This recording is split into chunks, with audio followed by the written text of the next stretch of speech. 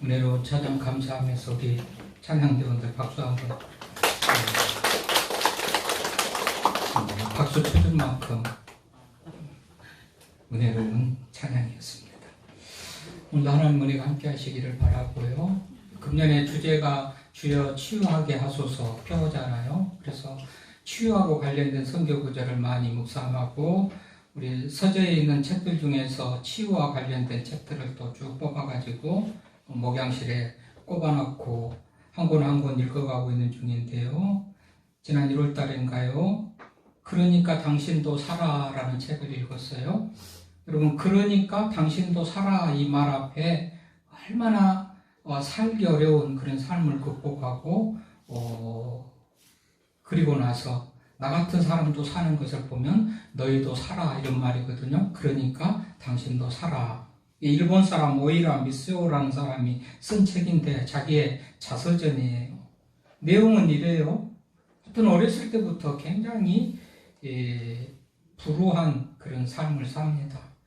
부모님이 있지만 무관심하고 버려지고 할머니의 사랑을 받으면서 살아온 그런 오이라 미스오라는 사람인데요. 초등학교 가서부터 또 왕따를 당합니다.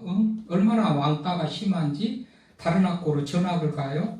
근데 전학 간 그 학교에서도 친구들에게 배신을 당하고 어떤 안 좋은 일이 있을 때 이해가 했다 이렇게 누명을 쓰고 배신을 당하고 그러면서 14살밖에 안 된 나이에 자살을 시도해가지고 그게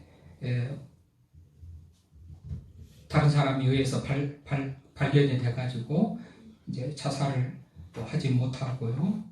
또 비행 청소년, 결국에는 술집에서 호스티스를 하고, 그다음 16살에 조폭 동목을 만나가지고 조폭의 아내가 됩니다.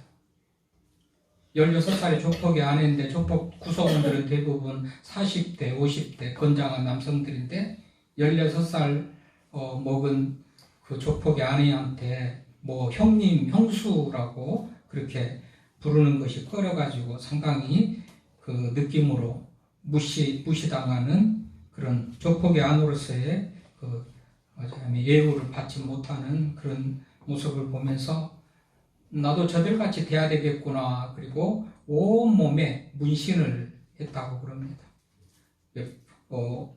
미성년일 때에 문신을 하려면 부모의 동의를 얻어야 되는데 부모님이 계시는 집에 가가지고 반강제로 협박하고 땡깡 부려가지고 당신들이 뭘 나한테 뭘 잘한 게 있다고 내가 해달라는 거 안 해주냐, 문신을 할 수 있도록 허락을 해주라, 강제로 도장을 훔치다시피 찍어가지고 그렇게 문신을 하고 그랬다고 그래요.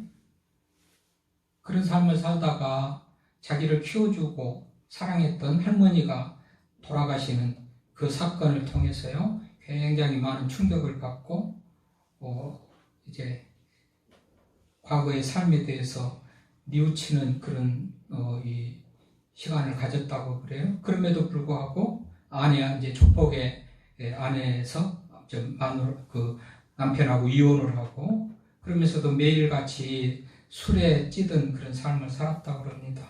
어느 날 길거리에서 아빠의 친구를 만난 거예요. 아빠의 옛날 친구. 그렇게 자기를 어렸을 때 예뻐해줬던 아빠의 친구를 만났는데 그 아빠의 친구가 붙들고 말합니다. 얘야, 너 이러면 안 되지. 이러면 안 되지.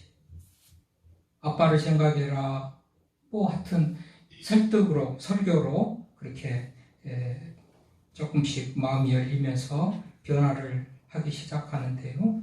내가 다 후원하고 뒷바라지 해줄 테니까 다시 새 삶을 살아봐. 아빠 친구의 그런 격려와 또 이런 부탁에 의해서요.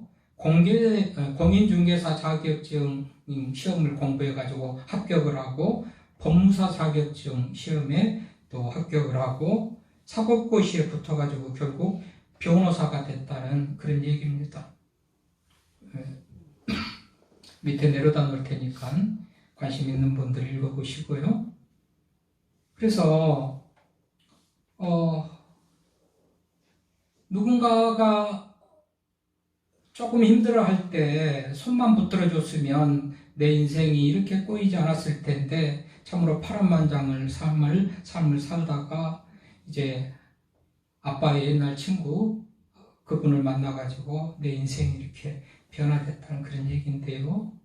여러분 인생 살아가면서 우리가 환경 탓하고 배경 탓하고 남의 탓하고 이렇게 사는 경우가 많은데 여러분 이런 것들을 보면 인간의 운명이라는 것은 어떻든지 간에 환경이든지 배경이든지 어떻든지 간에 또 본인의 의지로 또 노력으로 이겨낼 수 있다는 사실도 우리가 생각해 보게 되잖아요.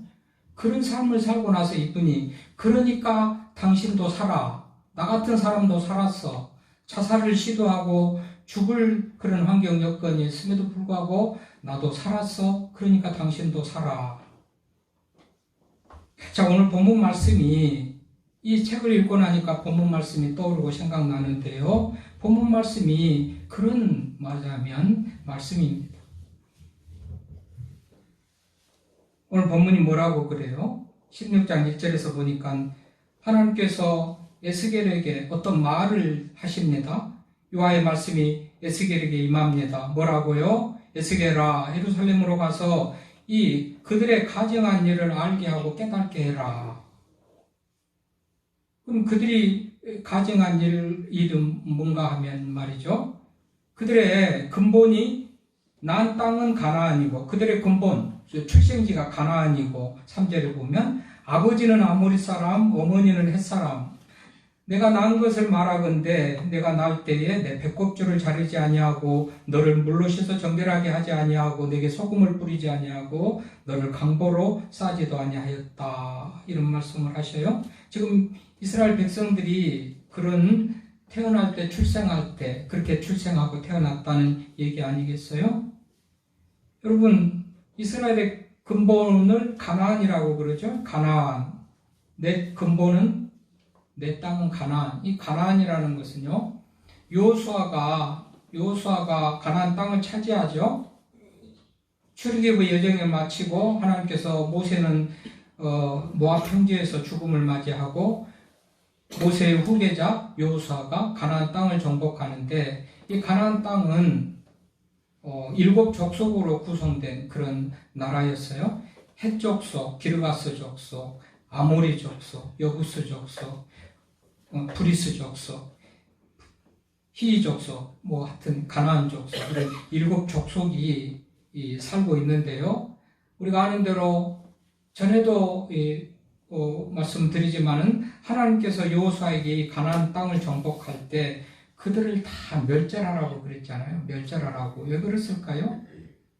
이스라엘 백성들이 그 땅에 가서 살 때 배우거나 듣거나 보거나 물들어서는 안 될 온갖 우상을 섬기고 음란하고 하나님의 뜻을 거역한 그런 모습으로 살고 있었기 때문에 그 문화에 어떤 풍습에 빠져들지 않도록 하기 위해서 그 땅의 모든 것들을 다 멸절하라고 하나님께서 그렇게 하셨습니다. 그러니까 그렇게 하실 정도로 그 땅은 우상이 만연하고 하나님을 거역하는 일이 만연하고 정말 하나님의 뜻을 거역하는 그런 일을 하는 그 족속들, 거기가 가나안 땅에 사는 그런 사람들이었는데, 그러니까 이방 신을 섬기는 사람들 대표, 또 하나님을 거역하는 사람들의 대표, 이 사람들이 가나안 사람들이에요. 그래 가나안 중에 7 족속이 있는데 그 중에서 아버지는 아모리 족속이요, 내 어머니는 헷 사람이라. 그들을 부모를 둔다는 것은 수치스럽고요. 하여튼 그들의 부모도 무슨 자식을 낳으면은 그냥 무책임하게 배꼽에 줄도 자르지 아니하고 물로 씻어 정결하게 하고 소금을 뿌리고 강보로 쌓고, 이게 아이들이 태어나면 고대 중동 지역에서의 어떤 아이가 출생할 때에 아이를 건강하게 또 이렇게 정결하게 하는 그런 의식이고 절차라고 그래요. 이런 것들을 다 행했다고 그러는데, 근데 이들은 그것도 하지 않았다고 그럽니다. 배꼽에 줄도 자르지 아니었다. 여러분, 배꼽 줄을 안 자르면 얼마 가지 않아서 아이가 죽는다고 그랬대요. 그러니까 죽든지 말든지 소금으로 뿌리고 기름도 바르고 깨끗하고 정결하게 하고 피를 닦고 물로 씻어가지고 강보에 쌓아야 애기가 건강하게 자랄 텐데 나가지고 팽개쳐버리고 버렸다는 거예요. 얼마나 비참합니까? 여러분, 우리 중에서도 아무의 관심도 못 받고 사랑도 못 받고 그야말로 배운 것도 가진 것도 뭐 생긴 것도 특출하지 못하고 남보다 다 부족해가지고 정말로 버려진 인생 같은 그런 삶을 살고 있다면 오늘 이 말씀이 큰 위로가 되고 또 평안을 얻는 시간 되기를 바라는데요. 어쨌든지 아이가 낳았으면 탯줄을 자르고 기름으로 씻고 물로 씻고 또 소금을 바르서 이 소금을 뿌리고 강보에 싸서 그렇게 아이가 건강하게 자라도록 해야 될 텐데 그런 것들을 안 했다는 거예요. 뿐만 아니라 어떻게 했다고 그래요? 아무도 너를 돌보아 이 중에 한 가지라도 내게 행하여 너를 불쌍히 여긴 자가 없고, 이 중에 한 가지라도 있으면 덜 불쌍하겠는데 뭐요? 강보에 싸든가 소금물로 뿌려서 씻으든가 무슨 물로 씻으든가 탯줄을 자르거나 이거 한 가지라도 있으면 그래도 덜 불쌍하겠는데 이것들 중에 한 가지라도 안 했다는 거예요. 얼마나 그야말로 죽든가 말든가 죽었으면 좋겠다. 참말로 태어나지 않았으면 좋을 그런 생명으로 생각하고 가치없이 생각하고 그렇게 버려들었다는 거 아니겠어요? 그래서 이 한 가지라도 내게 행하여 너를 불쌍히 여긴 자가 없었으므로 내가 나던 날에 내 몸이 천히 여겨져 내가 들에 버려졌다. 천히 여겨져 들에 버려졌다. 인생이 태어나면 대부분 다 축하하고 기뻐하고 부모와 또 지인들, 가문이 기뻐하면서 축하하고 그러지만 아무도 좋아하는 사람 없이 천히 여기고 들에 버려졌으니 얼마나 비참합니까? 불쌍합니다. 근데요, 이런 버려진 피투성이 같은 생명을 두고 6절에 보니까 하나님께서 그 곁으로 지나가시게 됐고 밟지도 않은 것을 보고 그리고 이르기를 피투성이라도 살아있으라. 내가 다시 이르기를 너는 피투성이라도 살아있으라. 불쌍한 생명, 부모도 무책임하게 버리고 들에 버려서 죽게 내버려둔 그 생명, 하나님은 그 생명을 귀하게 여기고 살아있으라 살아있으라 그렇게 했다는 거 아니겠어요? 그렇죠. 생명을 사랑하시고 생명의 창조주가 되시는 하나님은 생명을 귀하게 여기시겠죠.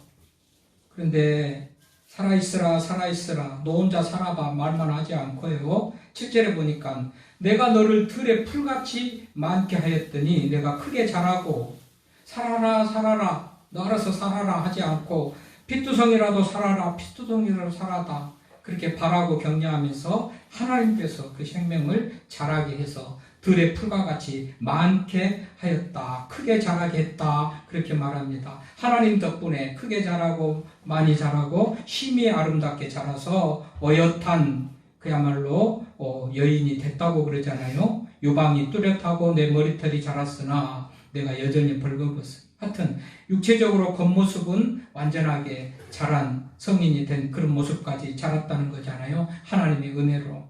그런데 여전히 벌거벗은 알몸이라는 것은 육체적으로는 그랬지만 정신적으로 또 영적으로 아직 완전하지 못한 그런 상태였다는 거잖아요. 그런데 하나님께서 그것마저도 다 보충해가지고 그것 부족한 것들을 다 덮어가지고 어떻게 했다는 거예요? 8절에 내가 내 곁으로 지나며 보니 내 때가 사랑을 받을 만한 때라 내 옷으로 너를 덮어 벌거벗은 것을 가리고 내게 맹세하고 언약하여 너를 내게 속하게 하였느니라 나 주여 여호와여 말이니라.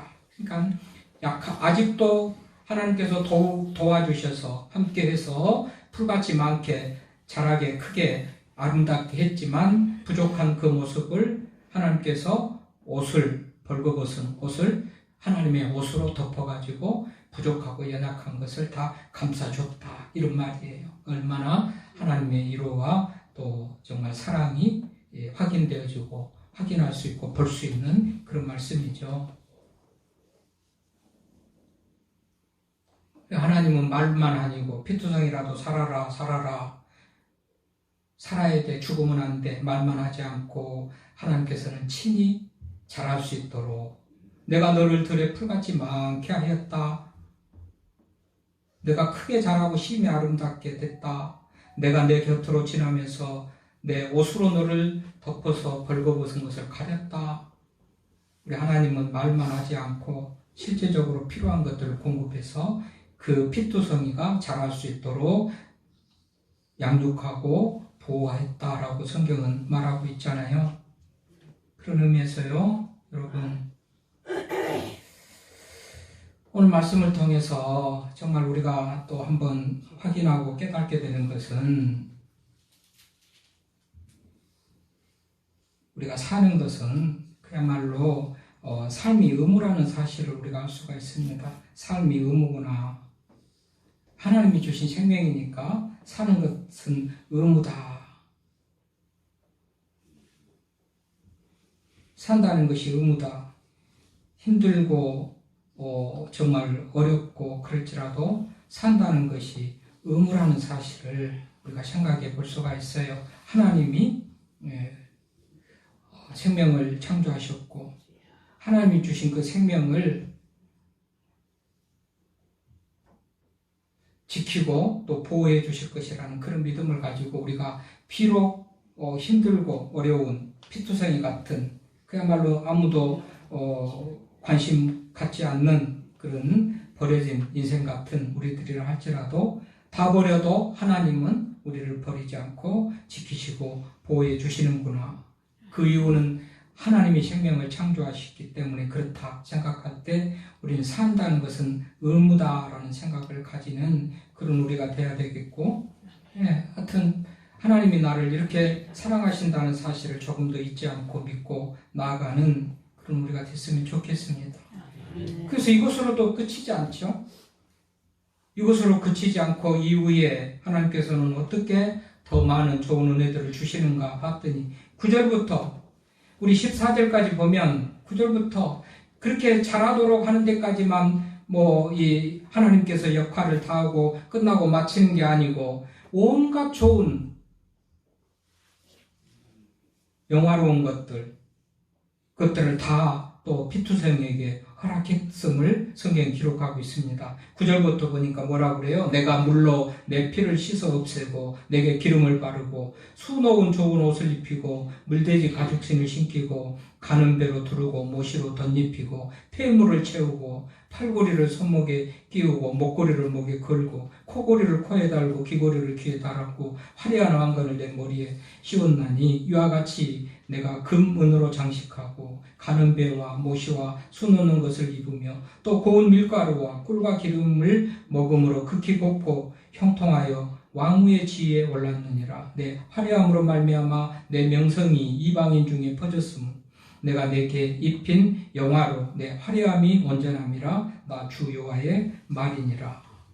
우리 하나님께서는 그 피투성이를 먹이고 양육하고 자라고 하는 데에 까지만 이끌고 거기까지만 인도하신 게 아니고 이후에 완전하게 온갖 좋은 은혜들로 채워주셨다고 성경이 말하고 있어요.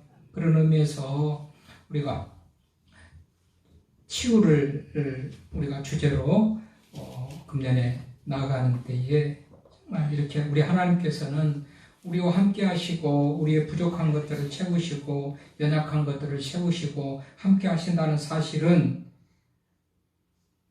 우리들의 부족한 것, 또 아픔 이런 것들을 우리 하나님께서 다 치료해 주실 수 있다는 그런 믿음을 가지고 또 소망 가운데 나아가는 우리가 되는 게 좋겠죠. 아멘. 18세기 영국 시인입니다. 윌리엄 브레이크라는 사람이 있는데요. 이분은 이런 시로 우리 어려운 가운데 있는 이들을 위로하는데요.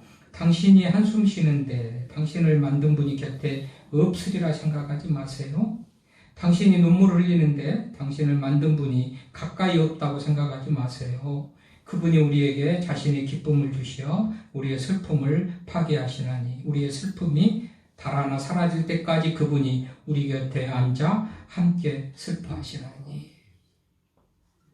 아무도 없는 것 같고 나 혼자인 것 같고 버려진 것 같고 정말 눈물을 흘리고 한숨 쉬는 그때에도 하나님은 우리 곁에 계셔서 슬픔이 또 달아나고 사라질 때까지 우리와 함께 슬퍼하시고 우리를 위로하신다. 이렇게 윌리엄 브레이크는 시를 기록해서 우리들을 또 위로하고 있습니다.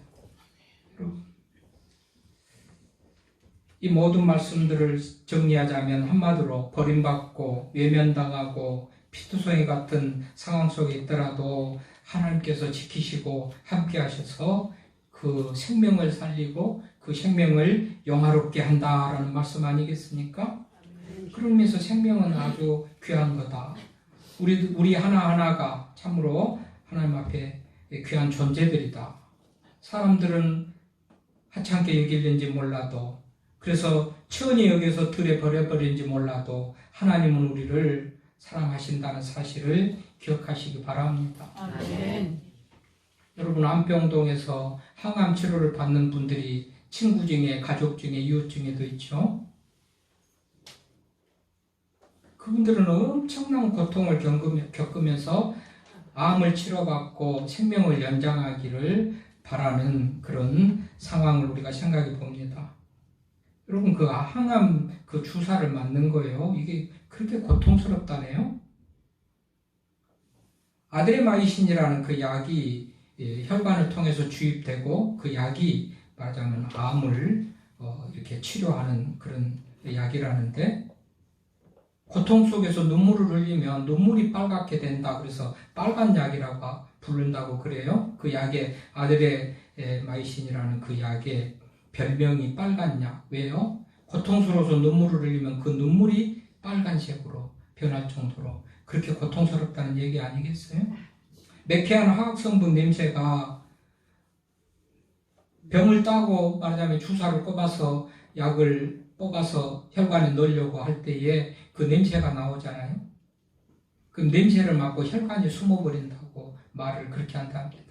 얼마나 독한지. 혈관도 숨어버려서 간호사들이 혈관을 찾아가지고 주사 놓기가 힘들다는 거예요. 무슨 얘기입니까? 그렇게 독한 약이 독하다는 거예요. 그럼에도 불구하고 맞지요? 왜요? 암 치료받고 살려고. 맞아요. 그 생명이 얼마나 귀한지. 살아보겠다고 그 빨간 약 아드레마이신을 맞고 그 고통 중에 며칠 지나면 머리가 다 빠져버리고 얼마나 독한 약인지 그렇다는데도 살라고 맞잖아요. 피투성이라도 살아라. 여러분 살라고 몸부림치고 소망 가운데 나가시기를 바랍니다. 삶이 의무예요. 삶이 힘들어도 끝까지 완주해야 돼요. 생명의 주인은 하나님이시기 때문에 하나님이 생명의 주인인데 내 마음대로 어떻게 하지 못하는 것이잖아요. 살다 보면 이런 일이 일어나겠죠. 살다 보면 얼마나 죽음을 생각하고 시도적으로 죽음을 시도하고 삶을 포기하고 그랬지만 시간이 지나고 견디다 보고 자신이 또 변해서 의지를 가지고 새로운 그런 결단을 하고 나가니 인생이 바뀌어요. 우리 하나님 말씀합니다. 피투성이라도 살아라. 내가 너를 씻겼다. 내가 너를 강보에 쌌다. 내가 너를 먹이고 입혀서 들의 풀같이 자라게 했다. 크게 했다. 부족한 것도 내 옷을 벗어서 덮어서 너를 완전하게 했다. 우리가 그런 하나님을 믿고 우리는 그분의 자녀고 하나님은 그 자녀들에게 피투성이에게 했던 그런 은혜, 그런 사랑을 우리들에게 내려주실 줄로 믿습니다. 성경에 보면 많은 사람들이 이런 사람들이 많아요. 우리가 대표적으로 욥을 보면 하루아침에 재산이 다 없어지고 집이 불타고 하루아침에 자녀들이 다 죽고 그야말로 온몸에 악창이 나서 정말 출생한 생기를 저주할 정도로 고달픈 삶을 살지만 그럼에도 불구하고 믿음을 지키고 하나님의 위로를 바라보고 나갔더니 이후에는 배나 두 배나 우리 하나님께서 욥에게 은혜를 베푸시죠. 그러니까 살다가 환난, 어떤 고난, 역경 그런 거 있다 할지라도 원망이나 불평보다도 견디고 믿음으로 살다 보면 하나님께서 역전시켜 주실 것을 믿습니다. 아멘. 요셉을 보십시오. 시기 질투로 형들이 미워해가지고 애굽에 팔아버리잖아요. 사실 노예로 팔아버리는 거예요. 그러나 하나님의 은혜로 감옥에도 오해받아서 모함으로 감옥에도 가고 뭐 나락에 떨어지는 그런 삶을 살지만 하나님의 은혜로 요셉을 역전시켜서 애굽의 총리로 삼으시잖아요. 어찌 인생 살다가 언제나 형통하고 좋은 일만 있겠냔 말이죠. 어려운 일 있다 할지라도 낙심하고 포기하지 말고 믿음을 가지고 살다 보면 하나님께서 그 생을 역전시켜 주실 줄로 믿습니다. 아멘. 하나님 이렇게 상처받은 영혼, 버림받은 영혼, 아무도 관심받지 않는 영혼, 핏덩어리 같은 이 생명을 우리 하나님이 사랑해 주셔서 피투성이라도 살아라 말씀하시고 살기를 바라는 그 하나님이 말만 아니고 실제적으로 살아갈 수 있도록 온갖 좋은 것들을 다 공급해 주셔서 살게 하시는 하나님, 생명의 주인 하나님을 믿고 믿음 가운데서 나아가는 우리 모두가 될 수 있기를 바랍니다. 아멘.